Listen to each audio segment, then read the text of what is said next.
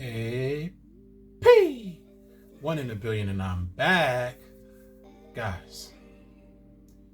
Today is the anniversary, not a good one, the anniversary of one of my good friends, Avery Heyward's death, tragic death.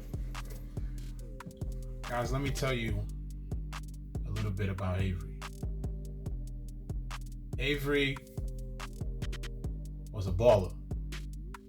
He was on my basketball team. He was a senior when I was a sophomore. We both were on varsity together, and we both were from Coney Island. Not many people from our community were on our basketball team. There wasn't many of us. So Avery transferred from Grady High School to Lafayette High School. And it was basically his last shot. This was going to be his last shot at trying to really make something of his basketball career. Avery, he's always had talent. Always been able to shoot. Always been able to, he was athletic. Guy had a lot of talent. And I don't know, sometimes for some people it just takes them a little longer to put everything all together at once.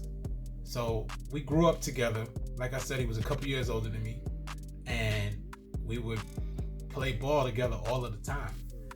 We both lived in the same neighborhood, like the same part of Coney Island basically. So we spent a lot of time together.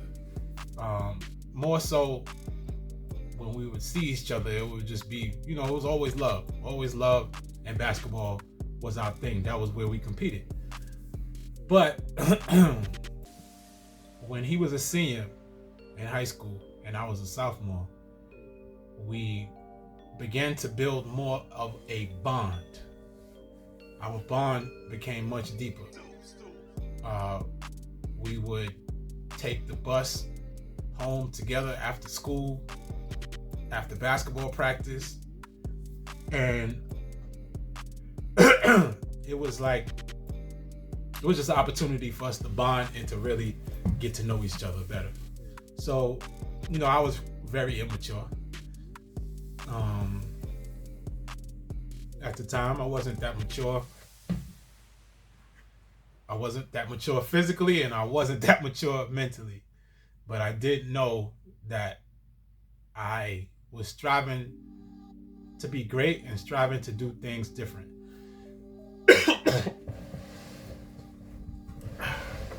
So,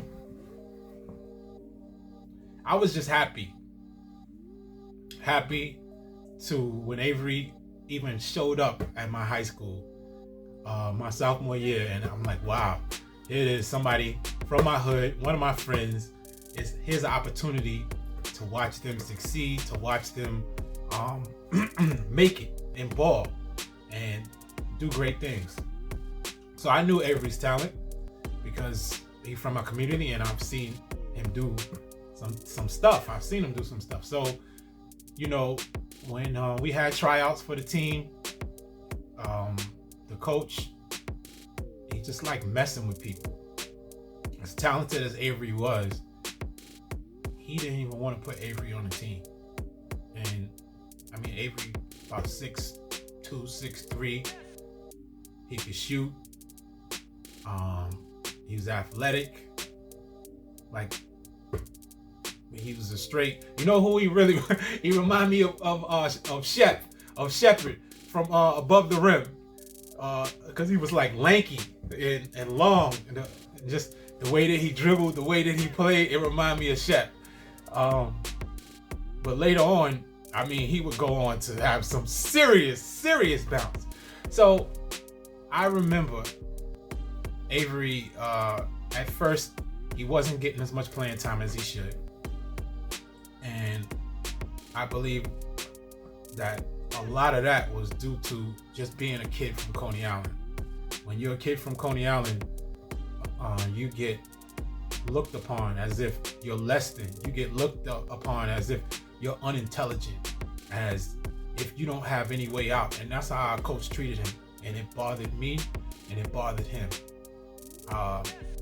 It felt like our coach would take advantage of the fact that he had leverage over Avery. His leverage was that Avery was trying to get a basketball scholarship. So while Avery was trying to get a basketball scholarship, he's like, well, I'm the person that can get you this scholarship, so you better do whatever I say. So, oh man, I remember one time he called Avery a nigger. Yes. I remember him saying, and we had practice, and he's like, the nigga shoots every time, is what they would say. I remember him throwing keys at this man, Avery. I remember him, and he wasn't a man, he's a teenager. I remember him just disrespecting Avery on numerous occasions. And me, the immaturity in me was like, you will never disrespect me like that, ever.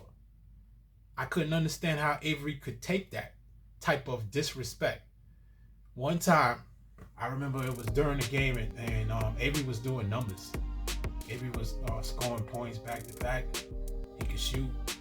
And Avery was like, he took Avery out the game for missing out on a play or something like that. And the level of disrespect that he gave him, it looked like Avery was like ready to like pull a Latrell Sprewell and straight choke him. And I could not understand how this young teenager from the hood kept his composure, even though he knew he didn't want to. As many times I wanted to fight for him. As many times I've said things for him. Many times. Because I wanted him to be treated fairly. And, you know, I would say that I had a relationship with this coach where, you know, we had past history. My brother was a player of his as well. So I felt like, just me, just the person who I am, and you guys see who I've become today, I'm going to speak up for my people. So I didn't like the way Avery was being treated. So anyway, we would take the bus home together all the time. And I would always just try to compete with him. It was like we were like, man, we were building a bond like brothers. And it was like, he's 2 years older than me, so he's kind of like my big bro. But, you know, he's being picked upon. So I'm kind of like the big bro in that sense. And like, I ain't being picked upon. You don't got that kind of leverage over me. So anyway, I remember one time, me and Avery, we were walking, and we were just walking home, and we were still in Bensonhurst, and there's like a sign. And I'm like, yo, I bet you can't touch this sign as high as I can. And he's like, Mom, man, come on, man. Like, you know I jump higher than you. But I'm still just trying to push his buttons, just trying to see what I could do to... I wanted him to succeed. I wanted to see him win. So I'm like, I know in my head, I know he jumps higher than me. Let him get a win right now. Because, you know, he looks stressed and depressed at this practice. You know what I mean? Not knowing what's going to happen with his basketball future. So he asked me, he would come over my house different times. I remember he came over my house one time, and I don't know what the topic was, but we was picking on each other. We were dissing each other and whatnot. He said something to me, and I ain't like it. So my response was, I was like, yeah, well, you got a baby. You only in high school. He's like, what's wrong with that? He's like, this way, if I die, there's someone there to live on, keep my name, and carry my name on. So this man told me this, and who would have known that, 5 years later, 7 years later, that he actually would pass on at such a young age, in his early 20s. So that moment stuck with me. For one, I was immature. But two, it stuck with me because what he said ended up being fact. if he were no longer here, his legacy would live on. So wow, bro, you was a prophet in that sense. I remember him wanting basketball tapes of my brother. He always looked up to my brother, Kwame, and he asked me for some basketball tapes of his games. My brother played against Jamal Mashburn in high school, played against Eric Mobley, just different NBA players. And I let Avery hold his tapes, thinking that he gonna give them back to me. Avery never gave me my tapes back. But I will tell you what happened. He started to play better during the season. He started to improve, and he went from where the coach didn't want to put him on the team to being one of the top scorers on the team. There's games where he was putting up 20. There's games where he was getting hot. It was kind of like a Jamal Crawford-ish, where he was streaky. If he's on, then he could just reel about like 10 shots in a row. If he's not on, then the coach was taking him out. So I even remember him catching. He had his little patent and dunk. He would hold the ball, pound the ball, and do the little Michael Jordan dunk, the one-hand dunk. I was like, oh man, I was so proud of my bro, seeing him achieve and get an opportunity to succeed. So what ends up happening, some years down the line, matter of fact, now it's my junior year. The following year is my junior year. And now I'm taking over that spot. I'm the man. I'm the one putting up 20-something in the game. You know what I mean? I having games of 20-something or 30-something. And, you know, I had some bad games too. You know, but I remember I played against the school which he went to, which was Grady High School. And I torched them, man. I torched them bad. And that team was the top defensive team in the city. And I just destroyed the top defensive players. I scored at will anytime I wanted to. So that was cool. That was a good feeling. But what came from that is I started to get a boxing one played on me the whole rest of the season. And, you know, like when you watch Steph Curry play, many people are like, oh, wow, okay. You look at the statistics and you say, oh, he had a bad game. He was 3 for 13, 3 for 15 today. But if you don't watch the game, you wouldn't know that he's being double and triple teamed. Whenever I would be in the game, coaches would yell, shooter! Go over to the shooter! Don't let him get it. It's like, I don't know what Jack Ringle said about me, but he wanted to be my best friend after that, after I torched his top players. But on top of that, he must have told people that, you know, this is Jamal Morton, this is Kwame Morton's younger brother. Man, he's a problem, this and that. So everybody would gear their defenses around me. And I don't even think that my team even realized that. I don't even think they even knew it. They just out there just trying to compete, trying to play and get their numbers up. But it was a boxing one being played on me. And then when I would come out the game, they'd be like, shooters out! And they would switch their defense. So, you know, it is what it is. So because of that, I've had ups and downs. You know, maybe if I would have been a little bit bigger like I am today, you know what I mean? If I would have been a little bit bigger back then, I would have just busted through everybody. But that's not what God had in mind. So anyway, I brought that up to say this. The second time that I played against Grady High School, Avery was there. He was at the game. And a lot of people at the game. And they switched the defense to make sure that they could lock me down like everybody was doing the rest of the season. And my team didn't make much adjustments. So I probably had about 6 or 8 at the time. I seen Avery in the stands and he came over to me like a brother. He's like, yo, come on, man. Go to work. Get it in on them. And I think pridefully I was like, yo, man, I put up 20-something on them last time, so they don't switch their defense on me. Rather than saying, yo, I got you. So I did score a couple times after that, but we ended up losing that game, and I didn't have a great game either. So later on, I believe maybe I was about 19 now. Maybe at about 19, I played with Avery in a basketball tournament, like a one-game thing. I played with him, and all of a sudden, his bounce was insane. His muscles had got bigger, his body developed more. This guy is catching windmills, tomahawks, no more of this one-handed dunk. I mean, he's flying now. And he went JUCO. What's funny thing is I ended up moving into the house of his coach, his JUCO coach's house. My family bought that house. So, Avery, my guy.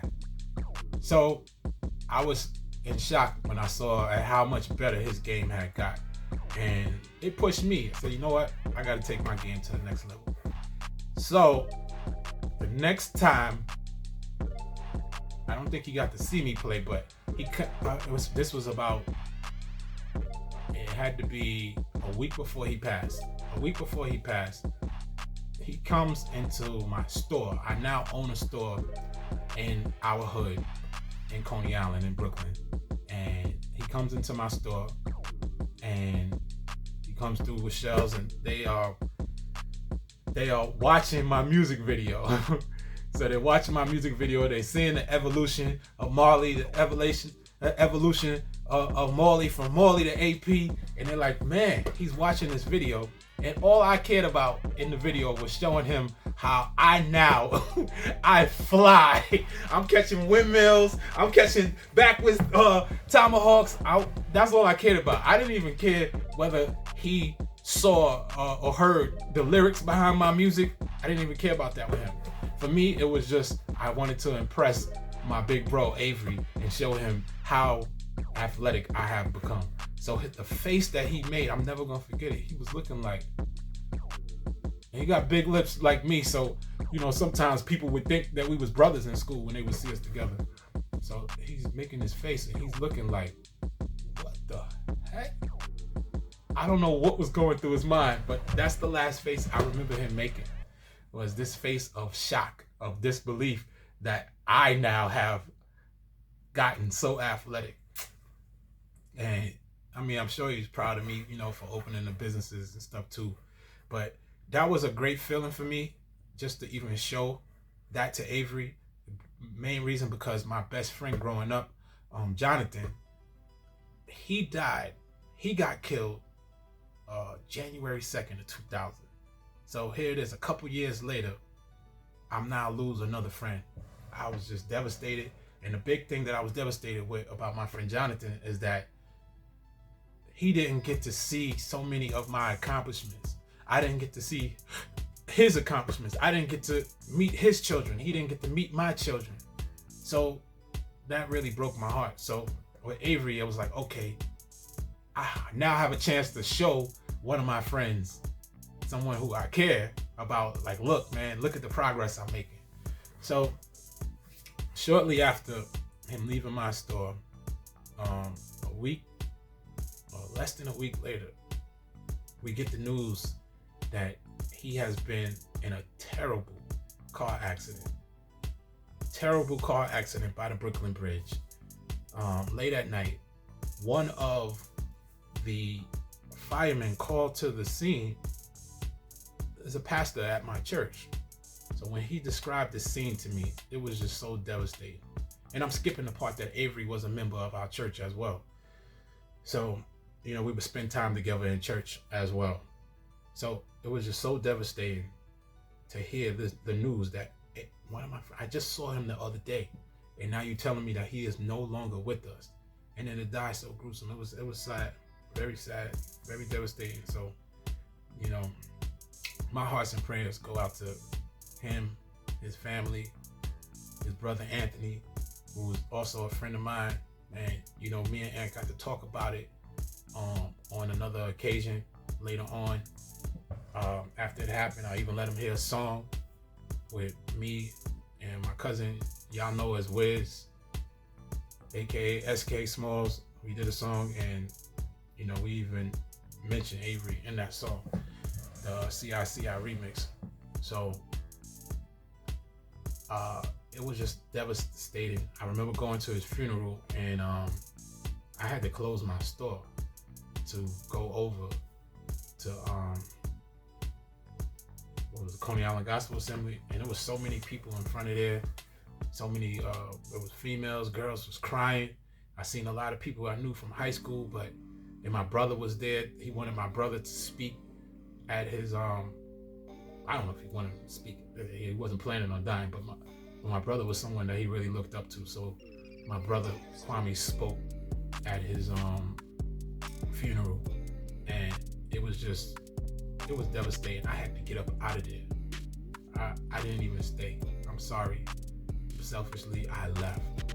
I couldn't stay in there. I saw dudes from high school. I couldn't even speak because I couldn't believe that one of my better friends had just passed, and so tragically, and I just had saw him. So I had to get up out of there. But peace and love to everybody. Peace and blessings. I wanted to share with you guys some of that. Avery was putting up buckets when he was with me at Live. Avery was making a way for himself, a way for his family. He was a positive guy, good looking guy. If you're gonna say he look anything like me, he must be a good looking guy. They're calling us brothers, but just a good dude, positive guy to be around. You know what I mean? He wouldn't hurt nobody. He just wanted to succeed in life, and he was trying to take his life to the next level. And I wish he was around now, because there's so many opportunities that I have, which I could have then in turn given to him. And that's how I feel about all my peoples, man. I want to share, I want to inspire, and I want to create as many opportunities as I can for my people. So RIP SIP to Avery Heyward, a real one, Avery Heyward. And man, shout out to all my boys that used to hang out with us too. You know what I mean? Man, I always say the good die young because God need it more than we do. The more you live, the more you expose the evil. Stay in the spirit, pray, and the devil can't deceive you. Message of life, that's what I'm trying to feed you. So here it is. We lost Kobe Bryant. We lost Avery Heyward. We lost the brother and mother of Sebastian Telfair. The list goes on, man. I could keep going on with a long list. I lost my friend Jonathan Jones. I could keep going on a long list of people who, they just gone too soon. My daughter Kyra gone too soon. But all of you guys have lived your purpose on this earth. And we miss you. We miss you, Avery. If your family is watching this, hit me up. All right? I want to be a blessing. Oh, man.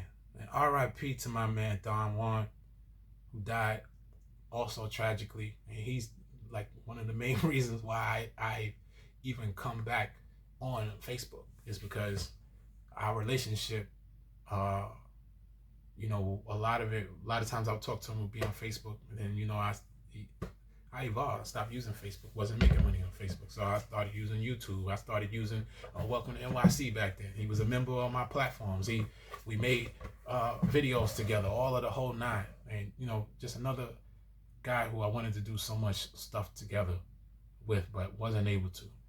So, both families, I love to be a blessing.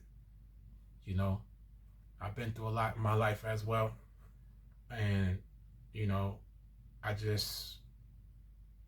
believe our people deserve opportunities to succeed. So anything I can do for your kids, I'm here. All right? I love you guys. I love my hood. I love all of my peoples. Peace and blessings. AP. 1 in a billion. And I'm out. And you know it say,